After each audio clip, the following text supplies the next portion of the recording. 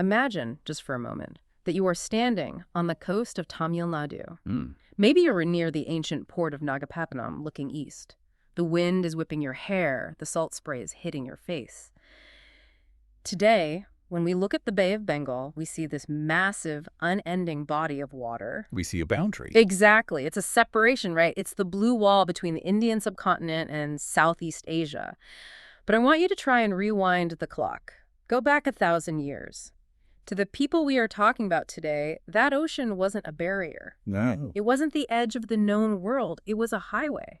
In fact, it was their private swimming pool. Historians literally call it the Chola Lake. It is a powerful image, isn't it? It completely flips our modern perspective. Yeah. We were talking about a time when a dynasty from the south didn't just rule the land. They commanded the sea in a way that is almost unique in the entire tapestry of Indian history. Yeah, we often think of Indian history as landlocked, armies marching over the dusty plains of the north. Right. But the Cholas, they were different. They were conquering parts of modern-day Malaysia and Indonesia, while simultaneously back home, they were stacking granite stones to build temples that, quite frankly, still defy gravity and engineering logic today. It is the era of the Imperial Cholas. Welcome back to the Deep Dive. This is a special edition, and we are absolutely thrilled to have you here. This Deep Dive is explicitly UPSC focused, brought to you by the Simplified UPSC by PPP YouTube channel. That's right. We are going to be unpacking Chapter 13 of the Tamil Nadu Board Class SJK History book.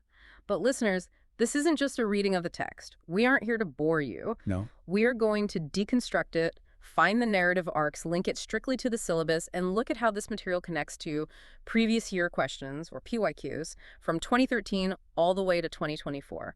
We want to give you the why and the how, not just the what. Exactly. We are on a mission to understand why this specific era is considered a high watermark in Indian history. If you find value in this deep dive, please subscribe to the channel. And if you are capable, please support us on Patreon.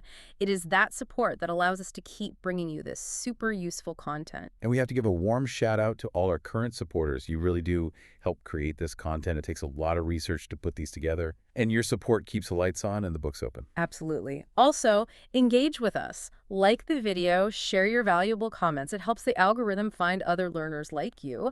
And for the serious students, we have free notes with practice PYQs available on our public Telegram channel. And for those who want the full archive, there is a private Telegram library.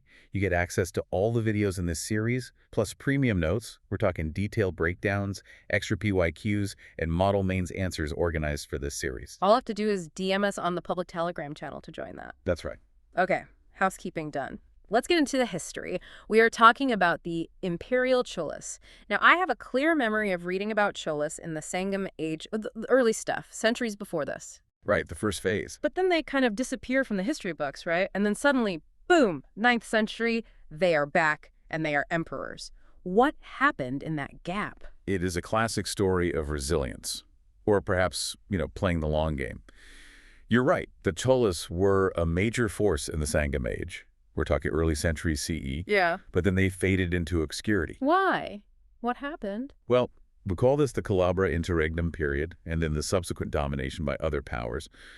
For centuries, the Cholas were essentially playing second fiddle. They were serving as feudatories to whoever was the big boss at the time. Usually the Pallavas. Usually the Pallavas to the north in Kanchi, or the Pandyas to the south in Madurai. Yeah. Yes. But the spark never really went out. They held on to their ancestral territory in the Kaveri Delta. The rice bowl of Tamil Nadu. Precisely. If you control the food, you have a base. The revival begins in the 9th century. And you have to look at the geopolitics of South India at the time. They were shifting. The Pallavas and Pandyas were constantly fighting each other, weakening themselves. Or a power vacuum. A power vacuum waiting to be filled. So who lights the match? Who sees this chaos and decides, okay, this is our moment. It's time for the comeback tour? That would be Vijayalaya. Around AD, he captures Thanjavur from the Mudurayars. And the Mudurayars were? Who? Exactly. They were local chieftains, allies of the Pandyas. So by taking Thanjavur, Vijayalaya wasn't just grabbing land. He was making a statement. He was challenging the Pandya-Pallava dominance. He was carving out a nucleus for the future empire. And what's the first thing you do when you capture a new capital in the ancient world? You build a temple. You build a temple. You build a temple. He built one for Durga, the goddess of war. Very symbolic. Very. This marks the transition from being a small-time feudatory to establishing the roots of an empire. Thanjavur becomes the nerve center. Okay, so Vijayalaya plants the flag. But planting a flag and ruling an empire are two very different things. Who actually clears the board of the competition? Who takes it to the next level? That's his son, Aditya. This is where the power dynamic shifts permanently. He went after the big fish, the Pallavas themselves. He defeated their king, Aparhita. Wait, Aparhita, doesn't that mean undefeated? It does, unconquered. There's a lot of irony in that name. That is unfortunate naming. Talk about tempting fate. Very. Aditya, I defeated him and actually killed him. This allowed the Cholas to annex Thondamandalam, which is the northern part of Tamil Nadu, the core Pallava territory. So that's it? That's the end of the Pallavas? That's the moment the Pallava kingdom ends as a major power, and the Chola ascendancy really begins. They aren't feudatories anymore, they are the kings of the Thondamandalam. Brutal but effective. So we have Vijayalaya, the founder, and Aditya I, the conqueror. Then comes Parantaka Est. Now, looking at the sources, he seems like a complex figure. The timeline suggests he has some massive highs and some crushing lows. Parantaka Est is fascinating. He ruled for a long time, from 907 to 955 AD, so nearly 50 years. And you're right, his reign is a story of two halves. On the one hand, he's a conqueror. He keeps the momentum going. He does. He defeats the Pandyas early on, taking their capital Madurai. He even crosses the water and defeats the ruler of Ceylon, that's Sri Lanka. He assumes the title Madura Khanda. Conqueror of Madurai. Exactly. And he was a builder too, right? He was wealthy. He must have been, yeah. You know the famous Nakaraja temple at Chidambaram? The one with the dancing Shiva. Of course. Parantaka Yeah. is the one who provided the golden roof for the Vimana of that temple. Now just think about the economic surplus required to roof a temple in gold. It tells us the state was rich. So he's wealthy, he's pious, and he's winning wars, but then he hits a wall. Or rather, a wall hits him. The Battle of Takkolam. This is crucial for understanding the timeline. You have to look north. The Rashtrakutas were the dominant power in the Deccan. A whole different weight class. It's a different weight class. And their king, Krishna III, was a formidable military strategist. He marched south. He defeated the Cholas at Takkolam in 949 AD. Was this just a border skirmish, or was it more serious? No, this was a disaster, a complete rout. The Chola crown prince, Rajaditya, was killed on the battlefield. Some sources say he was seated on his elephant when it happened. Wow. The Cholas lost Thondamandalam, the very territory Aditya had conquered. It completely killed the momentum of the Chola expansion for about 30 years. They were pushed back to their core territory around the Kaveri. It's interesting you mention the chronology because there was a specific PYQ snippet from 2024 regarding the chronology of events, specifically mentioning the establishment of Chola power by Parantaka III. Exactly. The exam often asks you to arrange these dynasties or specific rulers in order. So knowing that Parantaka comes early, establishes power, but then suffers this Rashtrakuta setback is key to getting that chronology right. So he sets the stage, but the play gets interrupted. That's a great way to put it. And there's one more thing about Parantaka we cannot skip. It's a huge deal. The Uttiramerur inscriptions. Oh, absolutely. The village administration stuff. We're going to do a whole deep dive into that in a later section because it is so important. It's the jewel of Chola polity. But it's worth noting that those famous inscriptions giving us the details of democratic elections belong to his reign. Got it. So we'll put a pin in that. After Takkolam, things are quiet for 3 decades. The Cholas are licking their wounds, rebuilding their strength. And then, in 985 AD, a man ascends the throne who changes everything. Rajaraja Thirst. The superstar. The superstar. I mean, even the name. Rajaraja, King of Kings. Wow. He rules from 985 to 1014 AD. This is the guy who turns the Cholas from a regional kingdom recovering from a loss into an imperial juggernaut. This is the high watermark beginning. Let's unpack his military resume because it is extensive. It reads like a world domination checklist. It is a checklist of total dominance. And notice the strategy. First, he looks west to Kerala. The Chera ruler, Bhaskara Vivarman, had a navy. Rajaraja destroyed it at the Battle of Kudavolai. Okay, why start there? Why the navy? Why not just march on their capital? Because Rajaraja understood something fundamental. To control trade, you need to control the coast. Kudavolai was a major naval base. Right. By destroying the Chera fleet, he wasn't just winning a battle, he was securing his entire western flank. He's eliminating the competition. He's eliminating the naval competition before he even thinks about building his own grand navy. It was about controlling the Arabian Sea trade routes. Smart.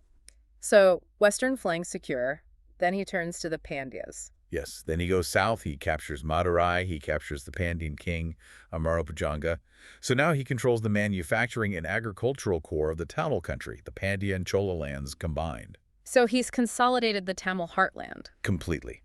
But he doesn't stop at the coast. He looks across the water to Sri Lanka. This is the invasion of northern Sri Lanka. Correct. The Sri Lankan king at the time, Mahinda V, actually fled to the southern part of the island. Rajaraja annexed the northern part of the island. And this is interesting. He shifted the capital from the ancient city of Anuradhapura to Polonnaruwa. Why move the capital? It was probably for better strategic control and defense. Anuradhapura was a sprawling ancient city, maybe harder to defend. Polonnaruwa offered a fresh start, a more defensible position. In following the pattern. He built a temple, a beautiful stone temple dedicated to Shiva at Polonnaruwa. He's stamping his cultural identity on the conquered territory. It's a message, we are here to stay. It's not just the south, though. He pushes up into the Mysore region. Yes, capturing Gangavati and Nalambapati, and he even takes on the western Chalukyas in the Deccan. Right. That conflict with the western Chalukyas, specifically King Satyasraya, was brutal from what I've read. It was. And the prize was the Raichur Doab. For our listeners visualizing the map, the Doab is that incredibly fertile land between the Krishna and Tungabhadra rivers. Control the Doab, control the Deccan. That's the logic. Controlling it means controlling the agriculture and the wealth of the region. This campaign effectively extended the Chola power right up to the Tungabhadra River, which became the new northern boundary. And we can't forget the Maldives. That is one of his last achievements, and maybe one of the most remarkable. A naval expedition that conquered the old island of the sea numbering 12,000, as the inscriptions say. That's the Maldives. That's the Maldives. Again, why the Maldives? It seems so far away for a 10th century king. Was it strategic? Or was it just about prestige? It was almost certainly strategic. If you look at the wind patterns and the trade routes of the Indian Ocean, the Maldives are a crucial staging post for ships coming from the Arab world heading to Southeast Asia or China. A pit stop. It's the essential pit stop. If you control the Maldives, you control a key node in the international trade network. It shows that Rajaraja had a massive geopolitical vision. He wasn't just fighting for land, he was fighting for the trade network itself. And he wasn't just a warrior, though. He was a savvy diplomat. The source mentions the Vengi throne. This is a masterclass in diplomacy. The Eastern Chalukyas ruled Vengi. This is the Andhra region. There was a succession dispute. Rajaraja didn't just invade. What did he do? He intervened, restored the throne to the rightful heirs, Saktivarman and Vimaladitya. And then he sealed the deal with a marriage alliance. He married his daughter, Kudavolai, to Vimaladitya. That's the classic move. Marry into the family, secure the flank. Precisely. It turned the Eastern Chalukyas from potential rivals into firmly allied subordinates. It protected his northern border so he could focus his resources on the sea and his building projects. We should probably mention his titles. The UPSC exam loves titles. Oh, yes. You have to know them. Say them on us. Mumidi Chola, which means the Chola who wears 3 crowns, the Chera, the Chola, and the Pandya. So king of the whole Tamil region. Right. Then Jayakonda, victorious, and Sivapada Sakara. That last one means one who has the feet of Shiva on his head. He was a devout Saivite. But tolerant, right. The sources make a point of this. He wasn't a fanatic. Very tolerant. Yeah. And pragmatically so. He helped build a Buddhist monastery at Nagapattinam, the Chudamani Vihara. Why would a devout Saivite king build a Buddhist monastery? Think about it. Nagapattinam was a major port. Traders from Srivijaya, that's modern Indonesia, came there. Many of them were Buddhists. By building a vihara, he was making the port welcoming to international merchants. It's smart economics dressed up as religious tolerance. That makes perfect sense. But his crowning achievement, the thing he is most famous for, is the Rajarajaswara Temple. The Brihadiswara Temple at Thanjavur, completed in 1010 AD. We will discuss the architecture later, but just the scale of that project tells you about the stability and wealth of his reign. It was the tallest building in India at the time, a true wonder of the world. Absolutely. But here's the thing about the Cholas that I find so fascinating. Usually in history, you have a great king and then the son is, well, just okay. He rides the coattails. Exactly. He manages the empire his father built, but Rajaraja's son, Rajendra I, somehow manages to arguably surpass his father. The sequel is better than the original. Rajendra I, ruling from 1012 to 1044 AD, he takes everything his father did and just dials it up to 11. He co-ruled with his father for 2 years, so it was a very smooth transition. Okay, let's look at the map. His father took northern Sri Lanka.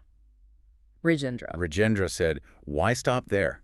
He launched a full-scale invasion, defeated Mahinda completely, seized southern Sri Lanka, and brought the whole island under Chola control. The whole island? The whole thing. He actually captured the regalia of the Pandya kings, which had been left in Sri Lanka for safekeeping centuries before. He closed the loop on an old rivalry. And he consolidated the boundary with the Western Chalukyas at the Tungabhadra River. But the two campaigns that everyone remembers, the ones that make him legendary, are the Gangetic expedition and the naval expedition to Kadaram. The two signature achievements. Let's start with the March to the Ganges. This is just audacious. This was a military expedition, yes, but it was deeply, deeply symbolic. He marched his army all the way from Tamil Nadu to Bengal. I mean, just think about the logistics of that in the 11th century. Crossing rivers, moving elephants, feeding thousands of soldiers over 1,500 kilometers. It's a massive undertaking.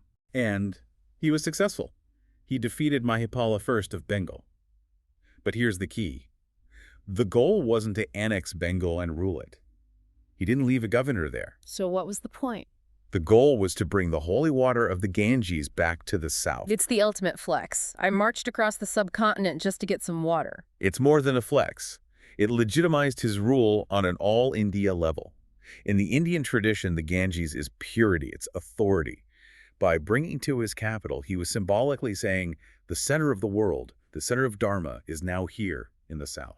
And to commemorate it, he builds a brand new capital city. A brand new city, Gangaikonda Kolapuram. The city of the Chola who conquered the Ganges. Not a subtle name. Not at all. And he excavates a massive irrigation tank there called Cholagangam. I want to pause on that tank. There is a PYQ snippet from 2021 that specifically talked about ancient towns and water harvesting. The Cholas were obsessed with water management, weren't they? They were hydrological masters. They had to be. The Cholagangam tank was enormous. It was described in inscriptions as a liquid pillar of victory. A liquid pillar of victory. I love that. It wasn't just a hole in the ground. It was a sophisticated engineering project with sluices and channels designed to ensure the new capital had water and the surrounding lands were irrigated. It connects directly to that UPSC focus on water management history. You can't have a stable empire without stable agriculture, and in South India, that means managing the monsoon. Okay, so he went north, then he went east. The Kadaram expedition. This is the Chola Lake concept in action. This is the peak of Chola naval power. Kadaram is identified with the kingdom of Srivijaya. This kingdom controlled the Malacca Strait, modern-day Indonesia, and Malaysia. The choke point of Asian maritime trade. The ultimate choke point. Rajendra launched a massive naval expedition across the Bay of Bengal. Why? This is a huge undertaking, even bigger than marching to the Ganges. Was it just ego, or was there a concrete reason? It's debated, but most historians think it was about trade. If Srivijaya controlled the Malacca Strait, they could control who traded with China. If they were squeezing merchants, charging high tolls, or blocking Chola trade ships, that would be a direct threat to the Chola economy. So it was a trade war that turned hot. Essentially. Rajendra likely sent the navy to force the gates open, to ensure free passage for his merchants. The inscription says he conquered Kadaram and assumed the title Kadaram Khandan. He captured the king of Kadaram. It's mind-blowing to think of a navy of that size crossing the open ocean of the Bay of Bengal in the 11th century. No GPS, no engines. Just wind, stars, and an incredible knowledge of the sea. And like his father, he was a builder and a patron. He had titles, too. Yes, titles like Mudikandan, one who wears the crown, Pandita Cholan, the scholar Chola. He founded the Vedic College. He endowed the Lord Rajaraja temple at Chidambaram. He maintained that steel frame of the empire. Speaking of the steel frame, let's transition to Section 4, administration. Because you can't run an empire that spans from Sri Lanka to the Ganges without some serious management skills. You can't just win it. No, you absolutely cannot. The Chola administration is considered one of the most scientific and organized in Indian history. It reminds me a bit of the British Indian civil service or, the modern IAS structure, but 1,000 years earlier. So let's start at the top. The king. What was his role? The king was the supreme authority, of course, the head of state, the commander-in-chief, the chief justice. But he wasn't a tyrant sitting in an ivory tower. He had help. He was assisted by a council of ministers. And crucially, the sources tell us the kings went on royal tours. Management by walking around. Exactly. They traveled the kingdom to check on the efficiency of the administration personally. They would listen to grievances. If the king is in your village, you better have your books in order. And they had a bureaucracy, right, a hierarchy of officials. a very structured one. You had the Perundanum, which were the higher officials, and the Sirudanum, the lower officials. It's a clearly defined hierarchy, which means clear lines of command and responsibility. And how is the land divided? I know UPSC loves these terms. We need to get the order right, from biggest to smallest. They do. It's a nested hierarchy. Think of it like Russian dolls. At the top, you have the Mandalam, The province. the province. The empire was divided into roughly 8 or 9 Mandalam. Okay. And below the Mandalam. Below the Mandalam, you have the Valanadu. Think of these as districts. Okay. Province, then district. Then You have the Nadu, which is a subdivision of the Valanadu. and finally, the smallest unit. The Grama, the village. So Mandalam, Valanadu, Nadu, Grama. And often, the royal princes were appointed as the governors of the Mandalams. To give them training. Exactly, to give them administrative experience before they became king. Smart. Now, money makes the world go round. How did they pay for all these temples, navies, and elephants? Land revenue was the backbone. But it wasn't arbitrary. This is key. They had a sophisticated land survey system.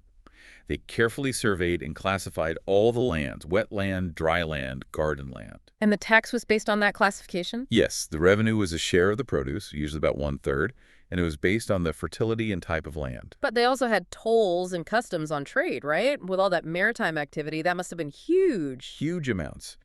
But here is an interesting twist that shows their economic thinking. There was a specific Chola king, Kulotunga III, who earned a very specific title, Sungam Taverta Cholan. I remember this. It means the Chola who abolished tolls. Yes. Now think about that. Why would you abolish tolls? It seems like you're cutting off a source of revenue. To stimulate trade. Exactly. If you make it cheaper and easier to move goods within your empire, the volume of trade increases. Overall economic activity goes up. It shows a sophisticated understanding of economics. Sometimes lowering taxes increases overall prosperity and eventually state revenue from other sources. And what about exemptions? Was everyone taxed? No. The residential portions of the village, called Ernatam, and lands belonging to temples were often exempted from tax. Temples were major landowners.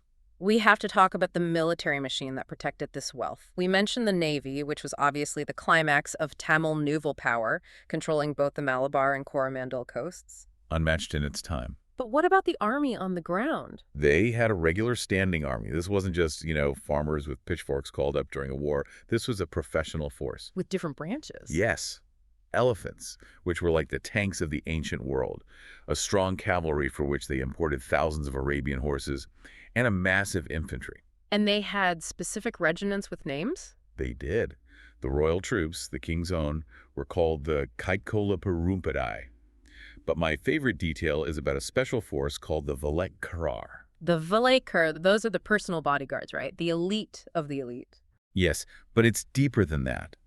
They were troops who had taken a vow to defend the king with their lives. If the king died in battle, they often committed suicide. Seriously? It represents an intense, almost fanatical loyalty, but it had a practical purpose. It meant the king was incredibly safe from coups or assassination attempts from within his own army. Intense is the word. Now, let's zoom in. We've looked at the emperor, the army, the provinces, but the real magic of the Chola period, the thing that shows up in exams constantly because it is so unique, is what was happening at the bottom. At the village level. Section 5, local self-government. The jewel of the Cholas. If you take one thing away from the administrative history of India for your exam, let it be the Uttiramerur inscriptions. Okay, set the scene. What are these inscriptions? Where are they? They're inscriptions from the reign of Parantaka fast, so from the early 10th century. They are found on the walls of a Vaikunda Perumal temple in the village of Uttiramerur, not far from modern Chennai. And they're basically a rule book. They're a constitution, essentially, for how a village assembly should run. It lays out the whole process. Before we get to the election process, let's define the assemblies. You have the and the Sabha. What's the difference? Right. The was the general assembly of the village, usually found in non-Brahmin villages. But the Sabha, or Mahasabha, was the gathering of adult men in the Brahmin villages, which were known as agrahārams. And these assemblies had real power. A tremendous amount of autonomy. They managed the village lands, they collected revenue, they maintained the irrigation tanks, they dispensed justice. They were almost like mini republics under the umbrella of the empire. But the genius is in how they selected their representatives, the Kudavolai system. Walk me through it. Kudavolai. It literally means pot ticket. It sounds like a lottery, and in a way, it was. It was a lottery, wasn't it? Just picking names from a pot. It was, but a qualified lottery. This wasn't just picking random names out of a hat. The pool of candidates was strictly vetted. Let's go through the process.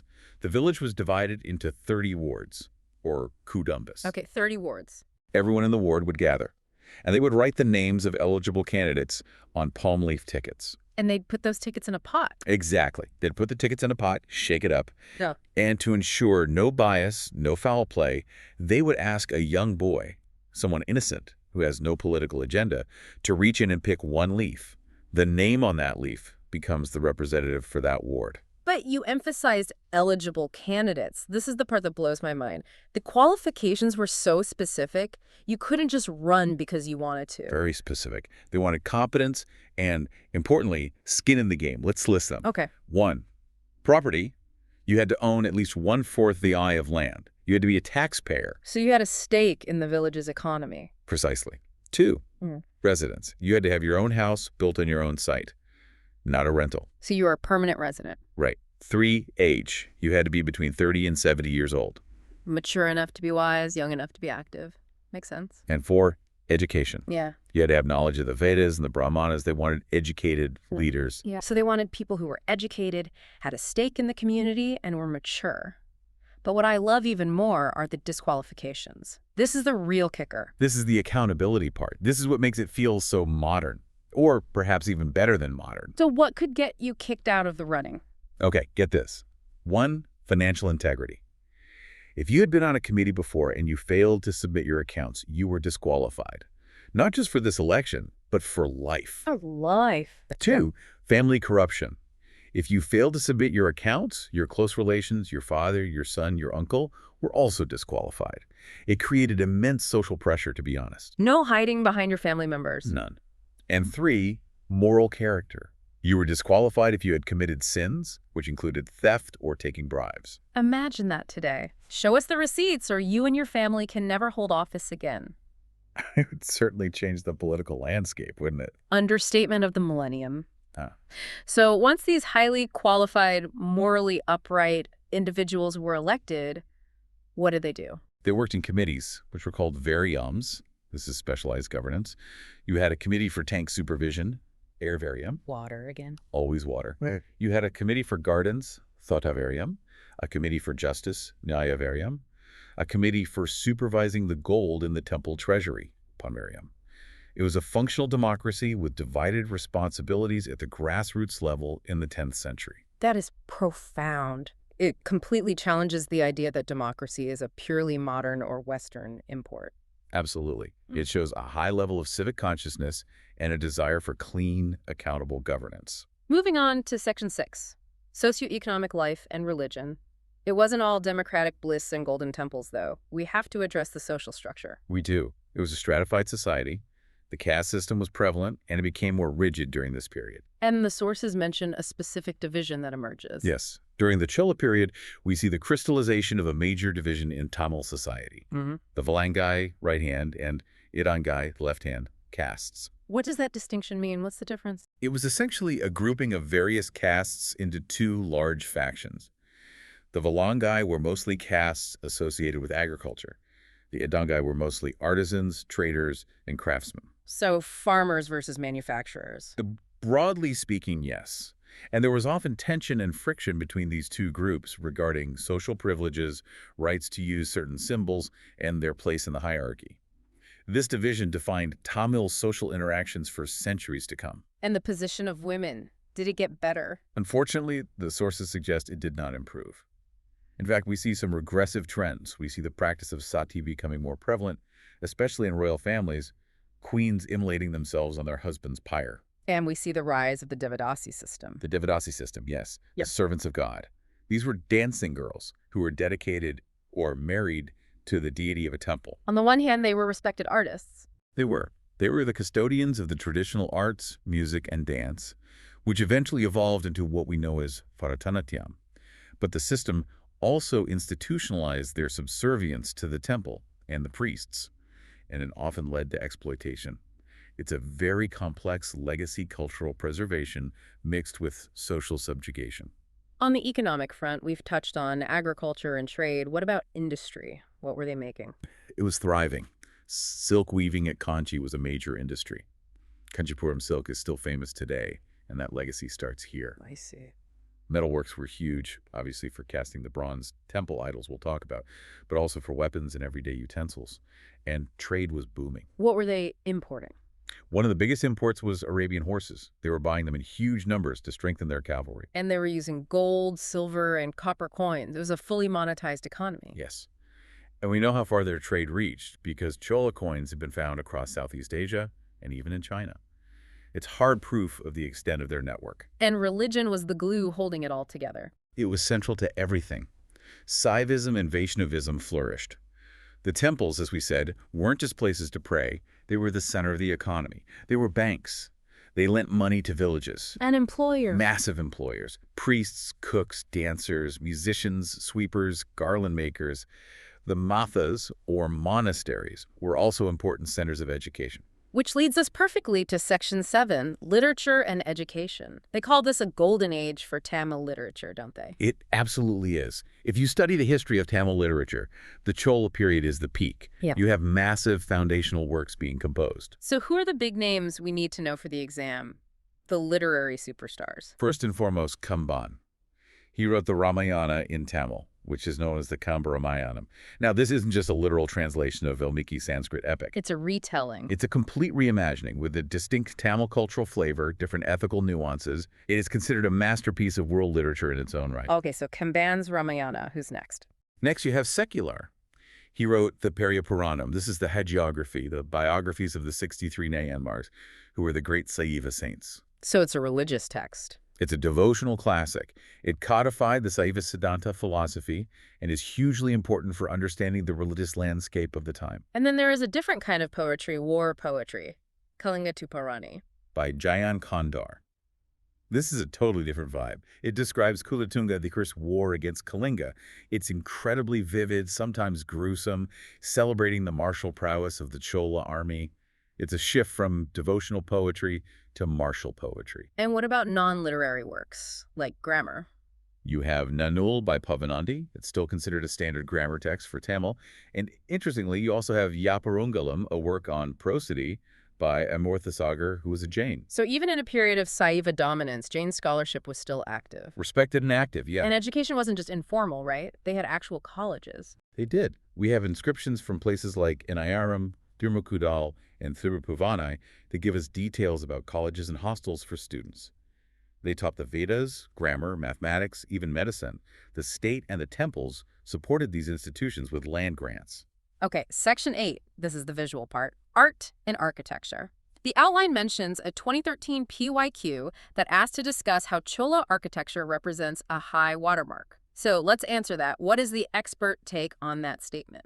The high watermark comment refers to the perfection of the Dravidian style of temple architecture. In the Pallava period, they were figuring it out. Rock-cut temples, small structural temples. Under the Cholas, the style reaches maturity and, more importantly, a massive scale. What's the key feature to look for? If I see a picture of a South Indian temple, how do I know it's Chola? Look at the Vimana. That's the tower over the main sanctum, the Gargagriha, right? Correct. In the Chola period, the Vimana is the massive dominating structure. It's the tallest and most important part of the temple complex. If you look at the Brihadiswara temple in Thanjavur, the Vimana is over 200 feet tall. It pierces the sky. And that's different from later periods. Very different. In later periods, like under the Vijayanagar or Nayakas, the Gopurams, the gateways, became huge and ornate, while the central Vimana became relatively smaller.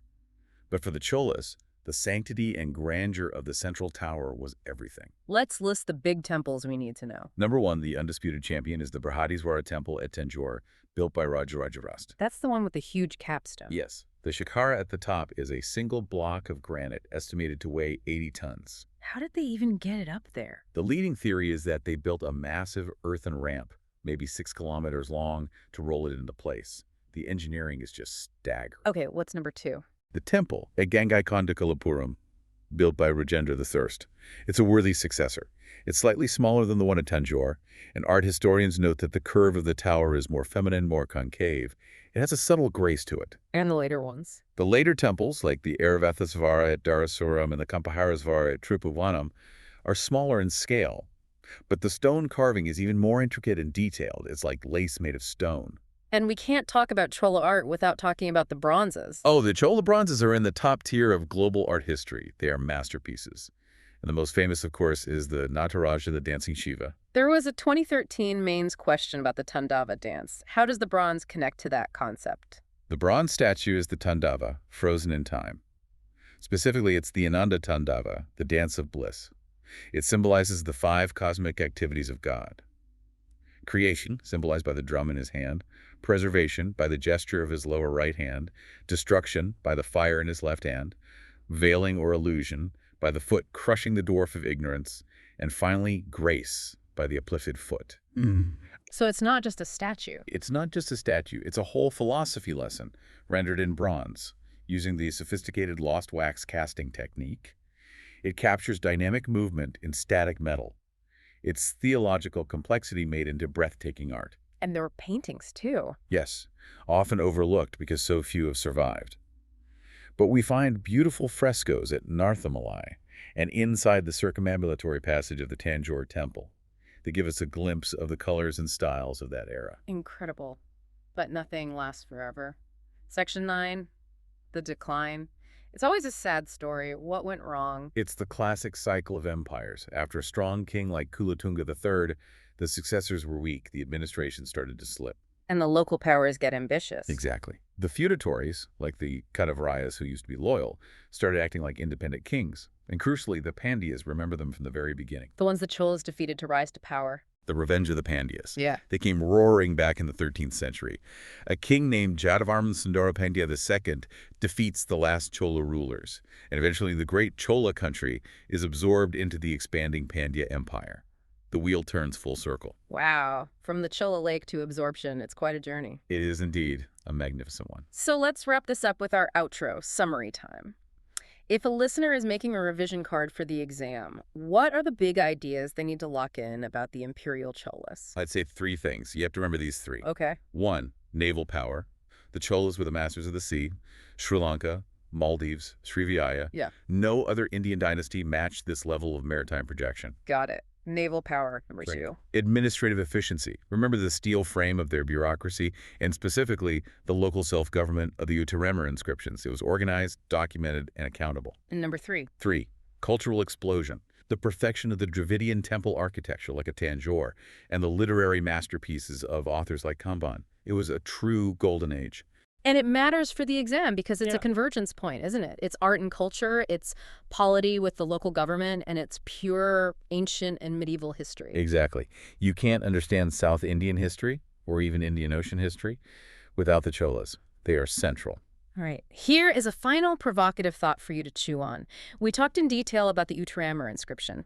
1,000 years ago, in a village in Tamil Nadu, they had a rule. If you are a politician and you don't submit your accounts, you are disqualified. Not just you, but your close relations too, for life. It implies a level of public accountability that feels surprisingly modern, or perhaps something we have lost and need to rediscover. What does it say about governance today versus then? Something to mull over.